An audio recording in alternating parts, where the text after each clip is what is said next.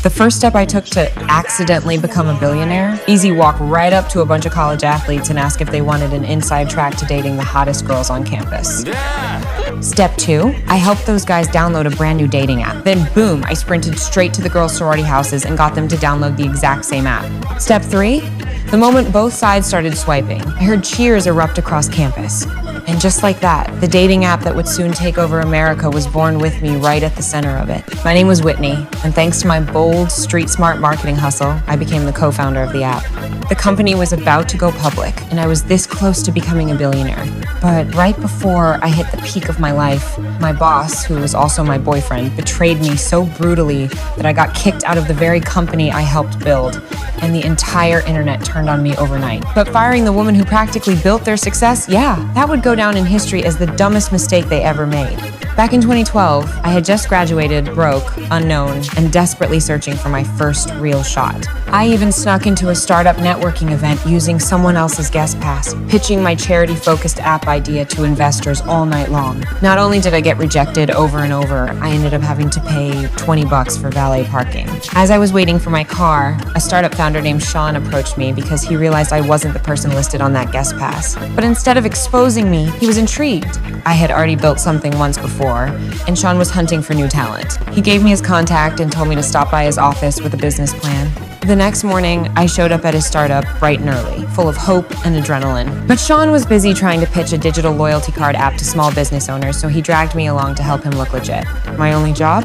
Say nothing, just nod, like everything Sean said was pure genius. But the shop owners looked totally confused by Sean's fancy marketing jargon, customer retention, reward-based engagement, blah, blah, blah. So I jumped in with the one thing everyone instantly understands, dating. I said, imagine you're on a date and trying to save money. Instead of pulling out one of those old paper punch cards like a cheapskate, you just tap your phone a couple of times, bam, rewards. Smooth, classy, painless. Instantly, the two business owners got it. They agreed to try the app in their stores. Sean was impressed. He looked at me and said, stop wasting your talent on charity apps. Join my company as head of marketing. Look, Bill Gates didn't cure malaria until after he made $100 billion.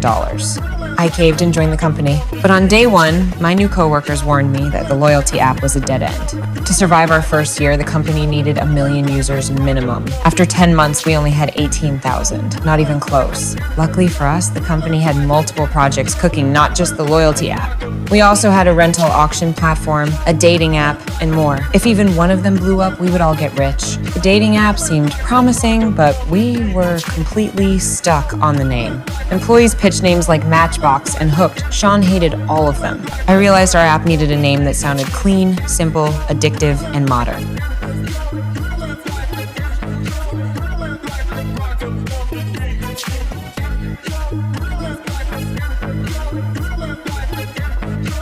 While waiting for the product to be ready, even though I was hired as marketing director, I basically became the product manager too.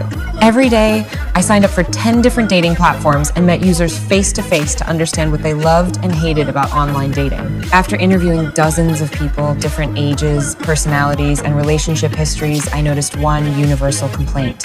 Signing up felt like taking a pop quiz you never studied for. Too long, too personal, too invasive. People hated being forced to reveal their income, job title, and education just to meet someone. It crushed people's confidence, especially younger users. Then came the light bulb moment. Smartphones were exploding in popularity, yet no dating app had truly captured the younger generation. There was a massive gap in the market. I concluded that the sign-up process needed to take less than 2 minutes. Keep personal info to a minimum, lower the pressure, and raise the fun. Then fate stepped in from a foggy bathroom mirror. One engineer had just taken a shower and wiped steam off the mirror with a single swipe of his hand, and boom, the idea hit him.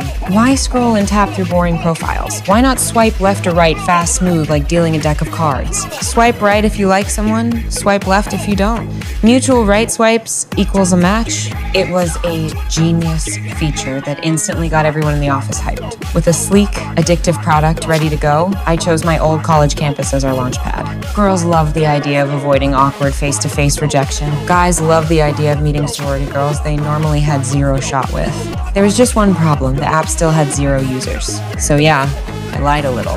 I told the sorority girls that the hottest fraternity guys had already been swiping since morning, and matches were popping off like crazy. FOMO did the rest. The girls rushed to download. While they did, I sprinted across campus to the basketball courts where all the athletic guys hung out. Same pitch, instant hook. By the end of the event, almost everyone I talked to had the app downloaded. 3 months later, the app hit 23,000 plus users and it was spreading on its own. That day, Sean promoted me on the spot. I was officially listed as a co-founder. I had no idea that this title would soon be stolen from me.